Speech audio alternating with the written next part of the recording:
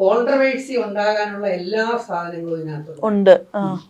അത് നല്ല എന്ന് വെച്ചാൽ സത്യസന്ധമായി എടുത്തതുകൊണ്ടാണ്. സാധാരണ സത്യസന്ധമായി എടുക്കുമ്പോഴാണ് എന്തുണ്ടാകുന്നത്, കോൺട്രവേഴ്സി ഉണ്ടാകുന്നത്. പക്ഷെ ഡയറക്ടർ പറഞ്ഞു അതൊക്കെ സെൻസർ ബോർഡ് കുറെ കാര്യങ്ങൾ കട്ട് ചെയ്യാൻ പറ്റും. അപ്പം വീണ്ടും കട്ട് ചെയ്ത് കഴിഞ്ഞപ്പം സംഗതി ലിങ്ക് ചെയ്യണമെങ്കിൽ റീഷൂട്ട് ചെയ്ത് അങ്ങനെ നമ്മുടെ പ്രൊഡ്യൂസർ സാറ് അതിനും തയ്യാറായി.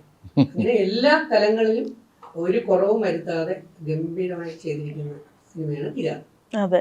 ഇപ്പൊ നമ്മൾ ഈ ബ്ലാക്ക് മാജിക്സിന്റെ ഒക്കെ കാര്യം പറഞ്ഞല്ലോ, ശരിക്കും ഈ പറയുന്നത് പോലെ തന്നെ നമ്മൾ അറിയാത്തതായിട്ടും ഇതുപോലെ ഒരുപാട് നമ്മുടെ നാട്ടിൽ നടക്കുന്നുണ്ടായിരിക്കും അല്ലേ?